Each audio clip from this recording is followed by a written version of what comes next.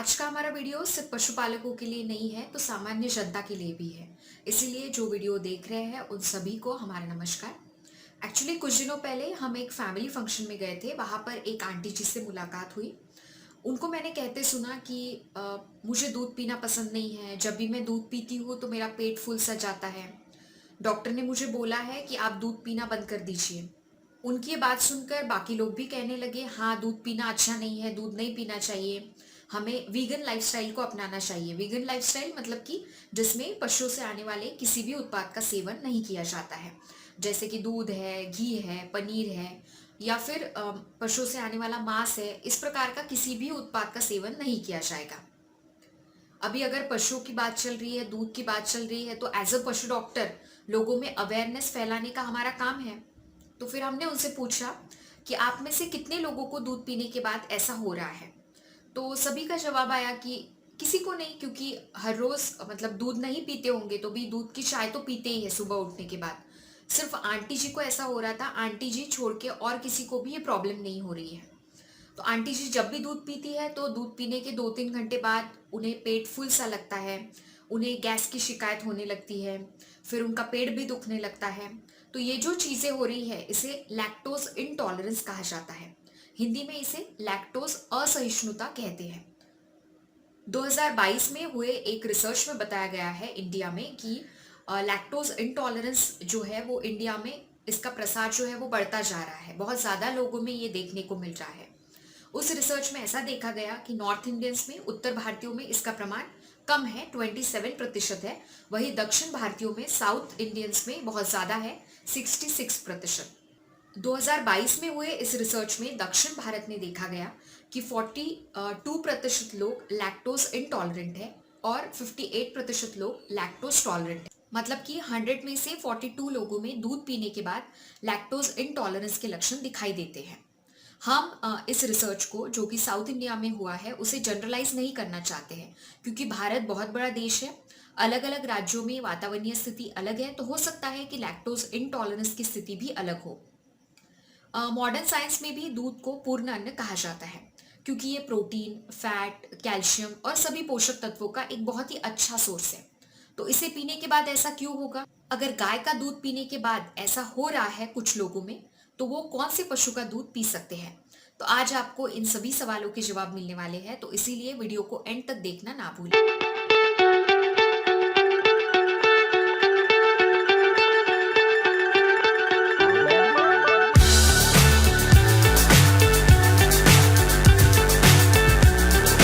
Lactose दूध और दूध उत्पादों में पाया जाने वाला एक शर्करा है। मनुष्य के शरीर में भोजन का पाचन और पोषक तत्वों का अवशोषण छोटी आंतों में होता है। यही छोटी आंत एक एंजाइम उत्पन्न करती है जिसे लैक्टेज कहा जाता है। यहाँ पर थोड़ा नोट डाउन कर लीजिए। दूध में पाया जाने वाला शर्करा लैक्टोज है, वही एंजाइम का नाम लैक्टेज है। ये लैक्टेज दूध में स्थित लैक्टोज मतलब कि दूध के शर्करा को तोड़ता है दो सरल रूपों में, ग्लूकोज और गैलेक्टोज। ये दोनों भी शर्करा के सरल प्रकार है। इन्हें छोटी आंतों द्वारा अवशोषित कर रक्त प्रवाह में भेजा जाता है और इस प्रकार से होता है दूध में स्थित शर्करा का डाइजेशन। अभी समझते हैं कि लैक्टोज इंटॉलरेंस मतलब कि लैक्टोज असहिष्णुता क्या है। अगर किसी व्यक्ति को दूध पीने के बाद या दूध के किसी प्रोडक्ट का सेवन करने के बाद कुछ एबनॉर्मल पाचन संबंधी लक्षण दिखाई देते हैं, जैसे कि पेट पर सूजन आना, दस्त मतलब कि डायरिया होना, पेट में गैस होना या फिर पेट दुखना, तो हो सकता है इस व्यक्ति को लैक्टेज असहिष्णुता